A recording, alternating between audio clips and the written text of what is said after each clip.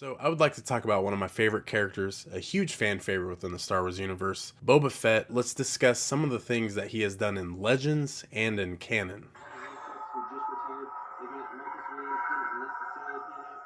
What's going on, everybody? Clan Brandalorian. My name is Brandon. As always, if you're into anything in the Star Wars universe, whether that's lore, theories, Funko, and Lego, go ahead and consider subscribing. You can always change your mind later. So this is a very interesting topic for me. I'm not too big into Legends. I have a lot of friends who are, and it kind of swayed me over into that area of Star Wars, which is really cool because I feel like we get a lot more stories. But at the same time, I'm one who really sticks true to canon, kind of like I said at the beginning. So it kind of draws me away from what's real, and it makes me think, well, this could happen and this would be a lot different. Specifically, we're talking about Boba Fett. So let's go ahead and talk about Legends Boba Fett. Here are just a few big things that have happened in Boba Fett during this time, and let's go ahead and talk about how he survived the Sarlacc pit. So in Legends, Boba Fett escapes the Sarlacc pit, showcasing his resilience and resourcefulness. He used the stomach acid of the Sarlacc pit and mixed it with his jetpack to cause an explosion. So this is ultimately how Boba Fett gets out of the Sarlacc pit in Legends. After the explosion and Boba Fett was able to reach the surface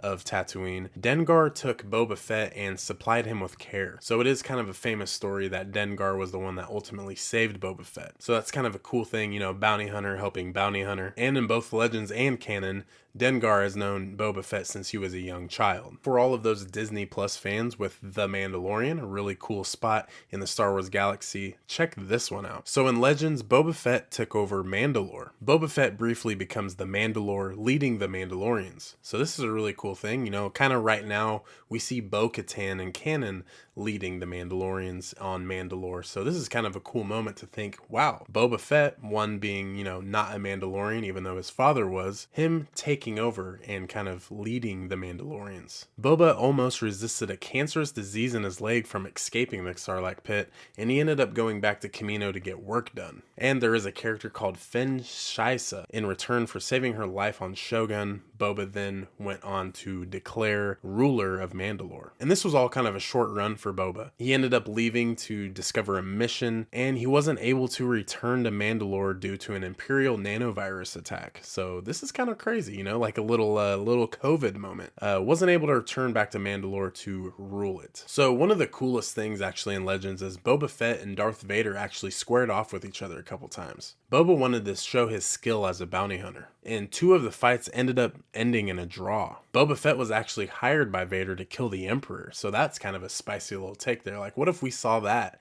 in the original trilogy? Vader versus Palpatine action, but Vader kind of went the sneaky route and wanted Boba to kill him. So there is a comic titled Enemy of the Empire, and this does show the fight between Boba and Vader on Merrick's Minor. And this fight was actually over an ancient artifact. And this was one of the fights that ended in a draw. The two kind of realized that they would be more beneficial to each other in achieving greater opportunities. Just some of those Legends moments, absolutely amazing. And they're really cool to think about because what we see in canon definitely isn't this extreme, but we still get some cool stories for these kind of situations. So let's go ahead and switch over to canon and show some cool events that happened with Boba Fett. And just starting off with training with Jango Fett. We see this in Attack of the Clones. We get to see some young Boba. He kind of learned some combat skills and survival skills from his father, especially in the Slave One. So this is kind of where his piloting comes into play. And you can also tell it's good acting by Daniel Logan in Attack of the Clones. Is he's really in tune with what Jango's doing in the cockpit. You can kind of see him focusing on every move that his father's making. So just some of those little details that you can miss. Kind of going into the Clone Wars animated series, we get to see him confronting Mace Windu. And I didn't watch the Clone Wars as a child. I ended up watching it a little bit older. So right before COVID, I ended up watching the Clone Wars, really got into it. And this was a really cool arc. Seeing Boba Fett as a young kind of clone cadet go against Mace Windu. And so let's go ahead and dive into that. So Boba attempts to avenge his father's death by targeting Mace Windu. So after a failed bombing attempt in Mace's quarters, Boba goes on with Aurra Sing and Bossk for missions. So we get to see some of those old characters like Bossk, Aurra Sing,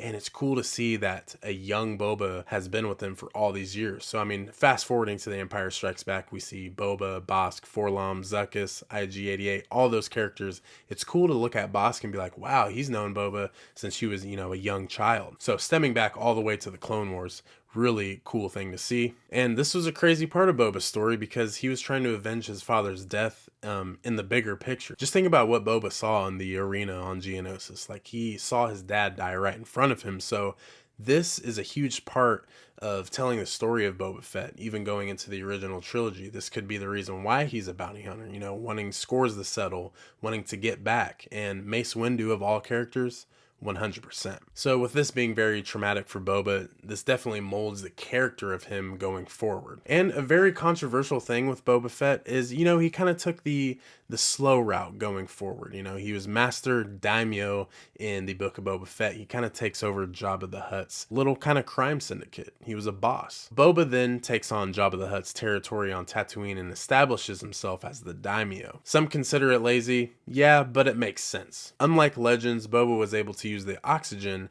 and an unlucky stormtrooper inside of the belly of the Sarlacc pit to give him some oxygen to then use his gauntlet to kind of fire his way out. So once he escapes the Sarlacc, no Dengar, nobody is really there to help him. So he kind of goes into a coma, passes out a little bit, and the Jawas, of course, strip him from his armor and leave him to rot. And this is really cool that we get to see some of the Tusken Raiders stumble upon him, and over time he earns their respect and their culture, so he kind of becomes one with them. And I do love the parallels kind of with Dances with Wolves. You know, that's a really good movie, you know, discussing some of the Native American tribes here in America. So this is kind of cool little correlation there with Boba and the Tuskens. And this makes perfect sense for Boba to change his lifestyle, you know, after all of these traumatic events. You know, this is where it goes back to, you know, oh, Boba's lazy, he's not, you know, we want him to be a badass. All the things that Boba's seen, he understands that he doesn't have to be like that anymore.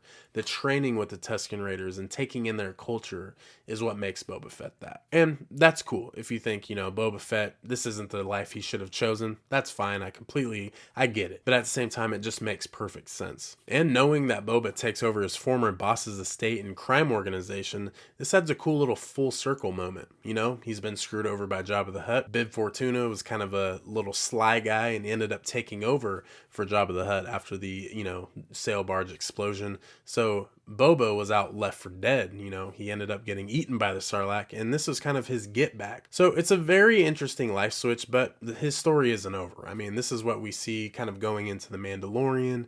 We have a lot to uncover. So who knows if he's going to be in The Mandalorian and Grogu, any other projects, maybe Ahsoka season 2. I don't know where this would fit in, if Skeleton Crew is going to get another adaptation, or maybe even like in the Filoni Endgame. We're going to see Boba Fett once again, no doubt. You know they're keeping Tamora Morrison in mind. And of course, with Fennec Shand, it's a dynamic duo. We're going to see them again. We just don't know when yet. But let me know, do you like Legends Boba Fett? Do you like Canon Boba Fett? Do you like them both? Do you like one? Do you like the other?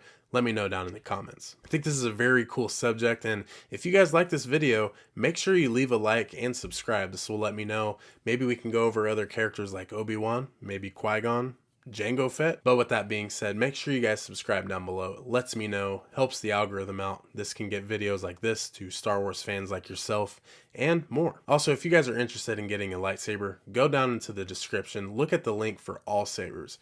Go ahead and use my link there and you can get your first lightsaber, or maybe add one to your collection if you have some already. Let me know which one you end up getting if you purchase one. But with that being said, guys, we'll see y'all in the next one. Clan Brandalorian, I'm out.